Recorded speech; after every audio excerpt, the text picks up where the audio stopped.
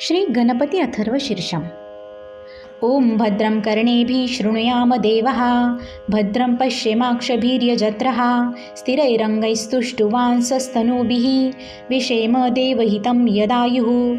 ओम स्वस्ति न इन्द्रो वृद्धश्रवाः, स्वस्ति नः पूषा विश्ववेदाः, स्वस्ति नस्तार्क्ष्यो अरिष्ठनेमिः, स्वस्ति नो बृहस्पतिर्दधातु।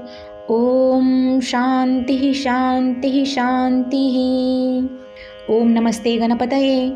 त्वमेव प्रत्यक्षं तत्त्वमसि, त्वमेव केवलं कर्तासि, त्वमेव केवलं धर्तासि, त्वमेव केवलं हर्तासि, त्वमेव सर्वं खल्विदं ब्रह्मासि। त्वं साक्षात् आत्मासि नित्यं, ऋतं वच्मि, सत्यं वच्मि। त्वं माम् अववक्तारम्, अवश्रोतारम्, अवदातारम्, अवधातारम्, अवानुचानमवशिष्यम्, अवपश्चातात्, अवपुरस्तात्, अवोत्तरातात्, अवदक्षिणात्तात्, अवचोर्ध्वात्तात्, अवाद्धरात्तात्, सर्वतो मां पाहि पाहि समन्तात्। त्वं वाङ्मयस्त्वं चिन्मयः, त्वम् आनन्दमयस्त्वं ब्रह्ममयः, त्वं सच्चिदानन्दाद्वितीयोऽसि, त्वं प्रत्यक्षं ब्रह्मासि, त्वं ज्ञानमयो विज्ञानमयोऽसि। सर्वं जगदिदं त्वत्तो जायते, सर्वं जगदिदं त्वत्तस्तिष्ठति, सर्वं जगदिदं त्वयैलेमेष्यति, सर्वं जगदिदं त्वयि प्रत्येति। त्वं भूमिरापो नलो नीलो नभः, त्वं चत्वारि वाक्पदानि, त्वं गुणत्रयातीतः, त्वं देहत्रयातीतः, त्वं कालत्रयातीतः, त्वं मूलाधारस्थितोऽसि नित्यं, त्वं शक्तित्रयात्मकः, त्वां योगिनो ध्यायन्ति नित्यं। त्वं ब्रह्मास्त्वं विष्णुस्त्वं रुद्रस्त्वं इन्द्रस्त्वं अग्निस्त्वं वायुस्त्वं सूर्यस्त्वं चन्द्रमास्त्वं ब्रह्मभूर्भुवस्वरों।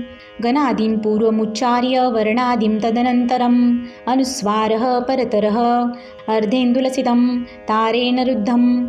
एतत्तव मनुस्वरूपं, गकारः पूर्वरूपम्, अकारो मध्यं रूपम्, अनुस्वारश्च अन्त्यरूपं, बिन्दुरुत्तररूपम्। नादः सन्धानं सहिता सन्धिः, सैषा गणेशविद्या गणकृषेः निच्छृद्गायत्री छन्दः, गणपतिर्देवता। ॐ गणपतये नमः। एकदन्ताय विद्महे वक्रतुण्डाय धीमहि, तन्नो दन्तिः प्रचोदयात्। एकदन्तं चतुर्हस्तं पाशमङ्कुशधारिणं, रदं च वरदं हस्तैर्बिभ्राणं मूषकध्वजं, रक्तं लम्बोदरं शूर्पकर्णकं रक्तवाससं, रक्तगन्धानुलिप्ताङ्गं रक्तपुष्पैः सुपूजितं, भक्तानुकम्पिनं देवं जगत्कारणम् अच्युतम्, आविर्भूतं च सृष्टयादौ प्रकृतेः पुरुषात् परम्। एवं ध्यायेत्यो नित्यं स योगी योगिनान्वरः।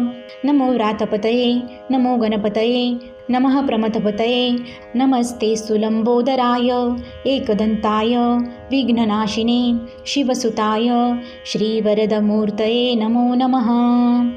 ओम नमस्ते गणपतये। त्वमेव प्रत्यक्षं तत्त्वमसि, त्वमेव केवलं कर्तासि, त्वमेव केवलं धर्तासि, त्वमेव केवलं हर्तासि, त्वमेव सर्वं खल्विदं ब्रह्मासि। त्वं साक्षात् आत्मासि नित्यं, ऋतं वच्मि, सत्यं वच्मि। त्वं माम् अववक्तारम्, अवश्रोतारम्, अवदातारम्, अवधातारम्, अवानुचानमवशिष्यम्, अवपश्चातात्, अवपुरस्तात्, अवोत्तरातात्, अवदक्षिणात्तात्, अवचोर्ध्वात्तात्, अवाद्धरात्तात्, सर्वतो मां पाहि पाहि समन्तात्। त्वं वाङ्मयस्त्वं चिन्मयः, त्वम् आनन्दमयस्त्वं ब्रह्ममयः, त्वं सच्चिदानन्दाद्वितीयोऽसि, त्वं प्रत्यक्षं ब्रह्मासि, त्वं ज्ञानमयो विज्ञानमयोऽसि। सर्वं जगदिदं त्वत्तो जायते, सर्वं जगदिदं त्वत्तस्तिष्ठति, सर्वं जगदिदं त्वयैलेमेष्यति, सर्वं जगदिदं त्वयि प्रत्येति। त्वं भूमिरापो नलो नीलो नभः, त्वं चत्वारि वाक्पदानि, त्वं गुणत्रयातीतः, त्वं देहत्रयातीतः, त्वं कालत्रयातीतः, त्वं मूलाधारस्थितोऽसि नित्यं, त्वं शक्तित्रयात्मकः, त्वां योगिनो ध्यायन्ति नित्यं। त्वं ब्रह्मास्त्वं विष्णुस्त्वं रुद्रस्त्वं इन्द्रस्त्वं अग्निस्त्वं वायुस्त्वं सूर्यस्त्वं चन्द्रमास्त्वं ब्रह्मभूर्भुवस्वरों। गणादिं पूर्वमुच्चार्य वर्णादिं तदनन्तरम् अनुस्वारः परतरः अर्धेन्दुलसितं तारेण रुद्धम् एतत्तव मनुस्वरूपं गकारः पूर्वरूपम् अकारो मध्यं रूपम् अनुस्वारश्च अन्त्यरूपं बिन्दुरुत्तररूपम् नादः सन्धानं सहिता सन्धिः सैषा गणेशविद्या गणकृषेः निच्छ्रुद्गायत्री छन्दः गणपतिर्देवता ॐ गणपतये नमः। एकदन्ताय विद्महे वक्रतुण्डाय धीमहि तन्नो दन्तिः प्रचोदयात्।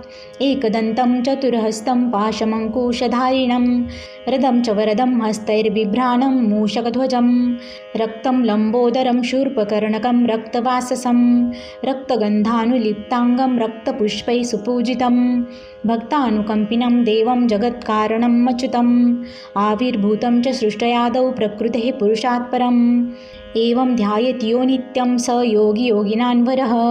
नमो व्रातपतये नमो गणपतये नमः प्रमथपतये नमस्ते सुलम्बोदराय एकदन्ताय विघ्ननाशिने शिवसुताय श्रीवरदमूर्तये नमो नमः। ॐ नमस्ते गणपतये त्वमेव प्रत्यक्षं तत्त्वमसि त्वमेव केवलं कर्तासि त्वमेव केवलं धर्तासि त्वमेव केवलं हर्तासि त्वमेव सर्वं खल्विदं ब्रह्मासि त्वं साक्षात् आत्मासि नित्यं ऋतं वच्मि सत्यं वच्मि अव त्वं माम् अववक्तारम् अवश्रोतारम् अवदातारम् अवधातारम् अवानुचानमवशिष्यम् अवपश्चातात् अवपुरस्तात् अवोत्तरातात् अवदक्षिणात्तात् अवचोर्ध्वात्तात् अवाद्धरातात् सर्वतो मां पाहि पाहि समन्तात्।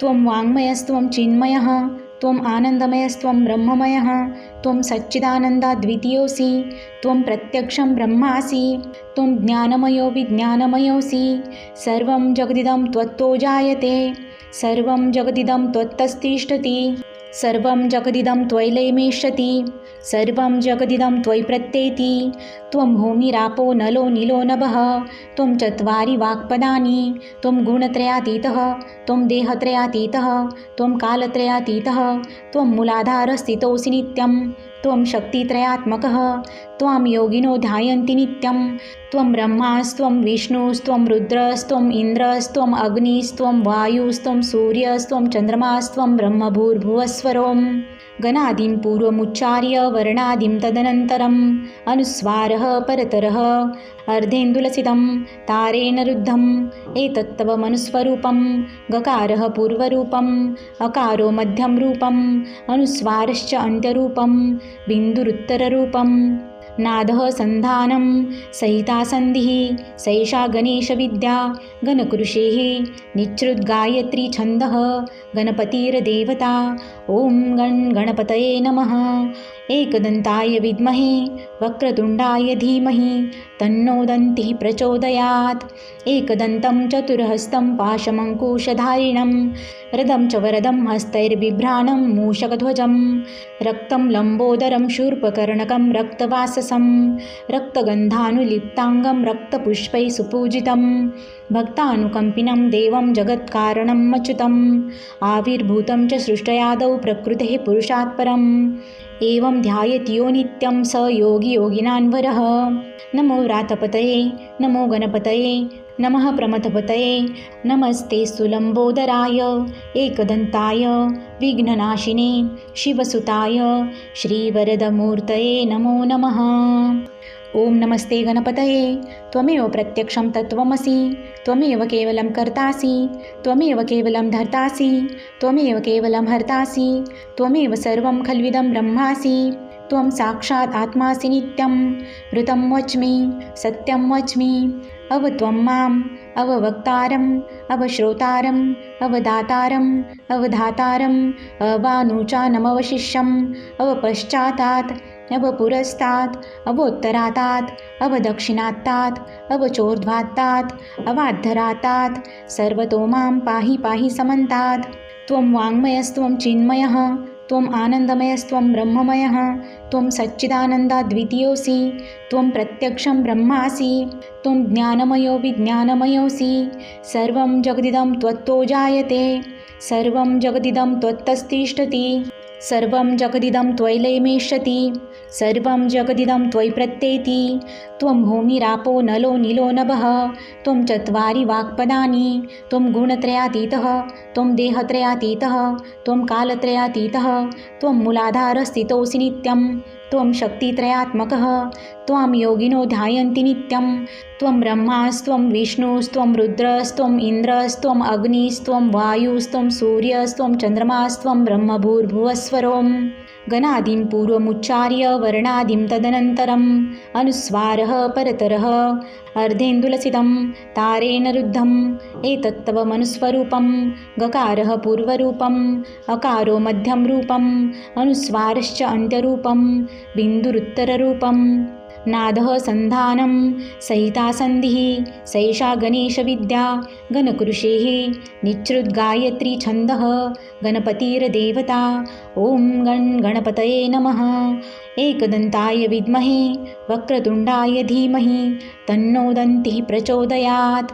एकदन्तं चतुर्हस्तं पाशमङ्कुशधारिणं रदं च वरदं हस्तैर्बिभ्राणं मूषकध्वजं रक्तं लम्बोदरं शूर्पकर्णकं रक्तवाससं रक्तगन्धानुलिप्ताङ्गं रक्तपुष्पैः सुपूजितं भक्तानुकम्पिनं देवं जगत्कारणम् अच्युतम् आविर्भूतं च सृष्टयादौ प्रकृतेः पुरुषात् परम् एवं ध्यायत्यो नित्यं स योगी योगिनान्वरः।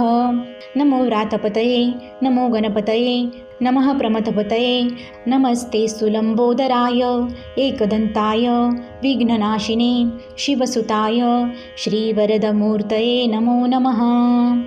ओम नमस्ते गणपतये त्वमेव प्रत्यक्षं तत्त्वमसि त्वमेव केवलं कर्तासि त्वमेव केवलं धर्तासि त्वमेव केवलं हर्तासि त्वमेव सर्वं खल्विदं ब्रह्मासि त्वं साक्षात् आत्मासि नित्यं ऋतं वच्मि सत्यं वच्मि अवत्वं माम् अववक्तारम् अवश्रोतारम् अवदातारम् अवधातारम् अवानुचानमवशिष्यम् अवपश्चातात् अवपुरस्तात् अवोत्तरातात् अवदक्षिणात्तात् अवचोर्ध्वात्तात् अवाद्धरातात् सर्वतो मां पाहि पाहि समन्तात्।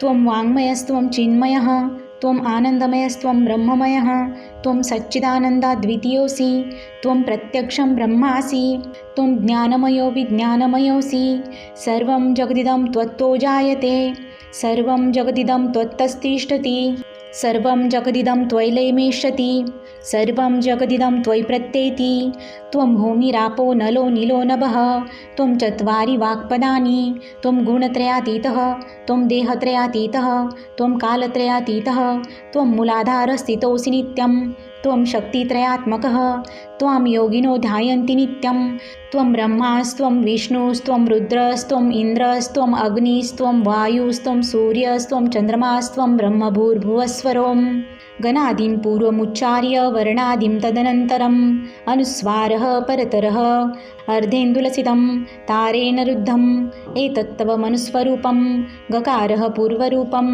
अकारो मध्यं रूपम् अनुस्वारश्च अन्त्यरूपं बिन्दुरुत्तररूपम् नादः सन्धानं सहिता सन्धिः सैषा गणेशविद्या गणकृषेः निच्छृद्गायत्री छन्दः गणपतिर्देवता ॐ गणपतये नमः। एकदन्ताय विद्महे वक्रतुण्डाय धीमहि तन्नो दन्तिः प्रचोदयात्। एकदन्तं चतुर्हस्तं पाशमङ्कुशधारिणं रदं च वरदं हस्तैर्बिभ्राणं मूषकध्वजं रक्तं लम्बोदरं शूर्पकर्णकं रक्तवाससं रक्तगन्धानुलिप्ताङ्गं रक्तपुष्पैः सुपूजितं भक्तानुकम्पिनं देवं जगत्कारणम् अच्युतम् आविर्भूतं च सृष्टयादौ प्रकृतेः पुरुषात् परम् एवं ध्यायत्यो नित्यं स योगी योगिनान्वरः। नमो व्रातपतये नमो गणपतये नमः प्रमथपतये नमस्ते सुलम्बोदराय एकदन्ताय विघ्ननाशिने शिवसुताय श्रीवरदमूर्तये नमो नमः। ओम नमस्ते गणपतये त्वमेव प्रत्यक्षं तत्त्वमसि त्वमेव केवलं कर्तासि त्वमेव केवलं धर्तासि त्वमेव केवलं हर्तासि त्वमेव सर्वं खल्विदं ब्रह्मासि त्वं साक्षात् आत्मासि नित्यं ऋतं वच्मि सत्यं वच्मि त्वं माम् अववक्तारम् अवश्रोतारम् अवदातारम् अवधातारम् अवानुचानमवशिष्यम् अवपश्चातात् अवपुरस्तात् अवोत्तरातात् अवदक्षिणात्तात् अवचोर्ध्वात्तात् अवाद्धरातात् सर्वतो मां पाहि पाहि समन्तात्। त्वं वाङ्मयस्त्वं चिन्मयः त्वम् आनन्दमयस्त्वं ब्रह्ममयः त्वं सच्चिदानन्दाद्वितीयोऽसि त्वं प्रत्यक्षं ब्रह्मासि त्वं ज्ञानमयो विज्ञानमयोऽसि सर्वं जगदिदं त्वत्तो जायते सर्वं जगदिदं त्वत्तस्तिष्ठति सर्वं जगदिदं त्वयैलेमेष्यति सर्वं जगदिदं त्वयि प्रत्येति त्वं भूमिरापो नलो नीलो नभः त्वं चत्वारि वाक्पदानि त्वं गुणत्रयातीतः त्वं देहत्रयातीतः त्वं कालत्रयातीतः त्वं मूलाधारस्थितोऽसि नित्यं त्वं शक्तित्रयात्मकः त्वां योगिनो ध्यायन्ति नित्यं त्वं ब्रह्मास्त्वं विष्णुस्त्वं रुद्रस्त्वम् इन्द्रस्त्वम् अग्निस्त्वं वायुस्त्वं सूर्यस्त्वं चन्द्रमास्त्वं ब्रह्मभूर्भुवस्वरों गणादिं पूर्वमुच्चार्य वर्णादिं तदनन्तरम् अनुस्वारः परतरः अर्धेन्दुलसितं तारेण रुद्धम् एतत्तव मनुस्वरूपं गकारः पूर्वरूपम् अकारो मध्यं रूपम् अनुस्वारश्च अन्त्यरूपं बिन्दुरुत्तररूपं नादः सन्धानं सहिता सन्धिः सैषा गणेशविद्या गणकृषेः निच्छृद्गायत्री छन्दः गणपतिर्देवता ॐ गणपतये नमः। एकदन्ताय विद्महे वक्रतुण्डाय धीमहि तन्नो दन्तिः प्रचोदयात्। एकदन्तं चतुर्हस्तं पाशमङ्कुशधारिणं रदं च वरदं हस्तैर्बिभ्राणं मूषकध्वजं रक्तं लम्बोदरं शूर्पकर्णकं रक्तवाससं रक्तगन्धानुलिप्ताङ्गं रक्तपुष्पैः सुपूजितं भक्तानुकम्पिनं देवं जगत्कारणम् अच्युतम् आविर्भूतं च सृष्टयादौ प्रकृतेः पुरुषात् परम् एवं ध्यायत्यो नित्यं स योगी योगिनान्वरः। नमो व्रातपतये नमो गणपतये नमः प्रमथपतये नमस्ते सुलम्बोदराय एकदन्ताय विघ्ननाशिने शिवसुताय श्रीवरदमूर्तये नमो नमः। ओम नमस्ते गणपतये त्वमेव प्रत्यक्षं तत्त्वमसि त्वमेव केवलं कर्तासि त्वमेव केवलं धर्तासि त्वमेव केवलं हर्तासि त्वमेव सर्वं खल्विदं ब्रह्मासि त्वं साक्षात् आत्मासि नित्यं ऋतं वच्मि सत्यं वच्मि त्वं माम् अववक्तारम् अवश्रोतारम् अवदातारम् अवधातारम् अवानुचानमवशिष्यम् अवपश्चातात् अवपुरस्तात् अवोत्तरातात् अवदक्षिणात्तात् अवचोर्ध्वात्तात् अवाद्धरातात् सर्वतो मां पाहि पाहि समन्तात्।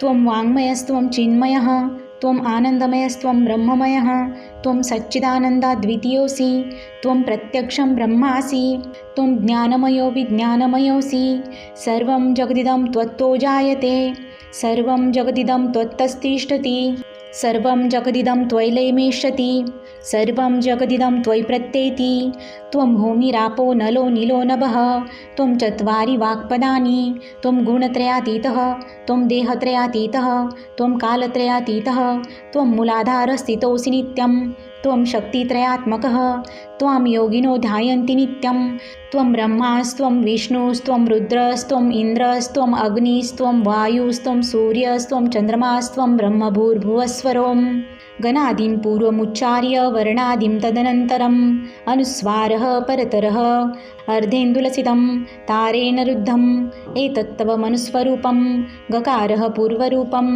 अकारो मध्यं रूपम् अनुस्वारश्च अन्त्यरूपं बिन्दुरुत्तररूपं नादः सन्धानं सहिता सन्धिः सैषा गणेशविद्या गणकृषेः निच्छृद्गायत्री छन्दः गणपतिर्देवता ॐ गणपतये नमः।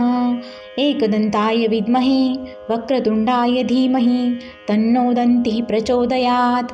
एकदन्तं चतुर्हस्तं पाशमङ्कुशधारिणं रदं च वरदं हस्तैर्बिभ्राणं मूषकध्वजं रक्तं लम्बोदरं शूर्पकर्णकं रक्तवाससं रक्तगन्धानुलिप्ताङ्गं रक्तपुष्पैः सुपूजितं भक्तानुकम्पिनं देवं जगत्कारणम् अच्युतम् आविर्भूतं च सृष्टयादौ प्रकृतेः पुरुषात् परम् एवं ध्यायत्यो नित्यं स योगी योगिनान्वरः।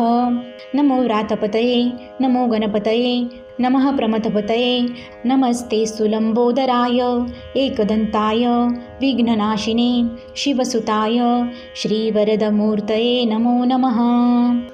ओम नमस्ते गणपतये त्वमेव प्रत्यक्षं तत्त्वमसि त्वमेव केवलं कर्तासि त्वमेव केवलं धर्तासि त्वमेव केवलं हर्तासि त्वमेव सर्वं खल्विदं ब्रह्मासि त्वं साक्षात् आत्मासि नित्यं ऋतं वच्मि सत्यं वच्मि अवत्वं माम् अववक्तारम् अवश्रोतारम् अवदातारम् अवधातारम् अवानुचानमवशिष्यम् अवपश्चातात् अवपुरस्तात् अवोत्तरातात् अवदक्षिणात्तात् अवचोर्ध्वात्तात् अवाद्धरातात् सर्वतो मां पाहि पाहि समन्तात्।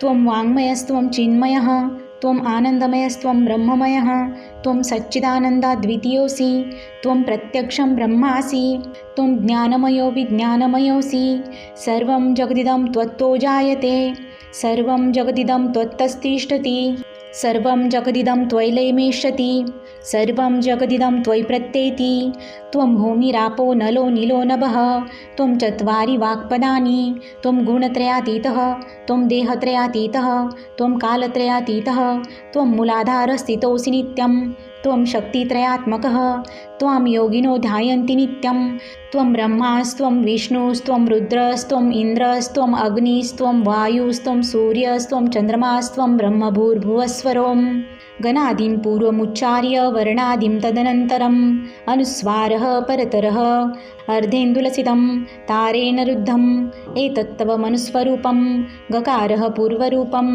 अकारो मध्यं रूपम् अनुस्वारश्च अन्त्यरूपं बिन्दुरुत्तररूपं नादः सन्धानं सहिता सन्धिः सैषा गणेशविद्या गणकृषेः निच्छृद्गायत्री छन्दः गणपतिर्देवता ॐ गणपतये नमः। एकदन्ताय विद्महे वक्रतुण्डाय धीमहि तन्नो दन्तिः प्रचोदयात्। एकदन्तं चतुर्हस्तं पाशमङ्कुशधारिणं रदं च वरदं हस्तैर्बिभ्राणं मूषकध्वजं रक्तं लम्बोदरं शूर्पकर्णकं रक्तवाससं रक्तगन्धानुलिप्ताङ्गं रक्तपुष्पैः सुपूजितं भक्तानुकम्पिनं देवं जगत्कारणम् अच्युतम् आविर्भूतं च सृष्टयादौ प्रकृतेः पुरुषात् परम् एवं ध्यायत्यो नित्यं स योगी योगिनान्वरः। नमो व्रातपतये नमो गणपतये नमः प्रमथपतये नमस्ते सुलंबोदराय एकदन्ताय विघ्ननाशिने शिवसुताय श्रीवरदमूर्तये नमो नमः। ओम नमस्ते गणपतये त्वमेव प्रत्यक्षं तत्त्वमसि त्वमेव केवलं कर्तासि त्वमेव केवलं धर्तासि त्वमेव केवलं हर्तासि त्वमेव सर्वं खल्विदं ब्रह्मासि त्वं साक्षात् आत्मासि नित्यं ऋतं वच्मि सत्यं वच्मि अवत्वं माम् अववक्तारम् अवश्रोतारम् अवदातारम् अवधातारम् अवानुचानमवशिष्यम् अवपश्चातात् अवपुरस्तात् अवोत्तरातात् अवदक्षिणात्तात् अवचोर्ध्वात्तात् अवाद्धरातात् सर्वतो मां पाहि पाहि समन्तात्। त्वं वाङ्मयस्त्वं चिन्मयः त्वम् आनन्दमयस्त्वं ब्रह्ममयः त्वं सच्चिदानन्दाद्वितीयोऽसि त्वं प्रत्यक्षं ब्रह्मासि त्वं ज्ञानमयो विज्ञानमयोऽसि सर्वं जगदिदं त्वत्तो जायते सर्वं जगदिदं त्वत्तस्तिष्ठति सर्वं जगदिदं त्वयैलेमेष्यति सर्वं जगदिदं त्वयि प्रत्येति त्वं भूमिरापो नलो नीलो नभः त्वं चत्वारि वाक्पदानि त्वं गुणत्रयातीतः त्वं देहत्रयातीतः त्वं कालत्रयातीतः त्वं मूलाधारस्थितोऽसि नित्यं त्वं शक्तित्रयात्मकः त्वां योगिनो ध्यायन्ति नित्यं त्वं ब्रह्मास्त्वं विष्णुस्त्वं रुद्रस्त्वम् इन्द्रस्त्वम् अग्निस्त्वं वायुस्त्वं सूर्यस्त्वं चन्द्रमास्त्वं ब्रह्मभूर्भुवस्वरों गणादिं पूर्वमुच्चार्य वर्णादिं तदनन्तरम् अनुस्वारः परतरः अर्धेन्दुलसितं तारेण रुद्धम् एतत्तव मनुस्वरूपं गकारः पूर्वरूपम् अकारो मध्यं रूपम् अनुस्वारश्च अन्त्यरूपं बिन्दुरुत्तररूपं नादः सन्धानं सहिता सन्धिः सैषा गणेशविद्या गणकृषेः निच्छ्रुतगायत्री छन्दः गणपतिर्देवता। ॐ गणपतये नमः। एकदन्ताय विद्महे वक्रतुण्डाय धीमहि तन्नो दन्तिः प्रचोदयात्। एकदन्तं चतुर्हस्तं पाशमङ्कुशधारिणं रदं च वरदं हस्तैर्बिभ्राणं मूषकध्वजं रक्तं लम्बोदरं शूर्पकर्णकं रक्तवाससं रक्तगन्धानुलिप्ताङ्गं रक्तपुष्पैः सुपूजितं भक्तानुकम्पिनं देवं जगत्कारणम् अच्युतम् आविर्भूतं च सृष्टयादौ प्रकृतेः पुरुषात् परम् एवं ध्यायेत् यो नित्यं स योगी योगिनान्वरः। नमो व्रातपतये नमो गणपतये नमः प्रमथपतये नमस्ते सुलम्बोदराय एकदन्ताय विघ्ननाशिने शिवसुताय श्रीवरदमूर्तये नमो नमः। ॐ नमस्ते गणपतये त्वमेव प्रत्यक्षं तत्त्वमसि त्वमेव केवलं कर्तासि त्वमेव केवलं धर्तासि त्वमेव केवलं हर्तासि त्वमेव सर्वं खल्विदं ब्रह्मासि त्वं साक्षात् आत्मासि नित्यं ऋतं वच्मि सत्यं वच्मि अवत्वं माम् अववक्तारम् अवश्रोतारम् अवदातारम् अवधातारम् अवानुचानमवशिष्यम् अवपश्चातात् अवपुरस्तात् अवोत्तरातात् अवदक्षिणात्तात् अवचोर्ध्वात्तात् अवाद्धरातात् सर्वतो मां पाहि पाहि समन्तात्।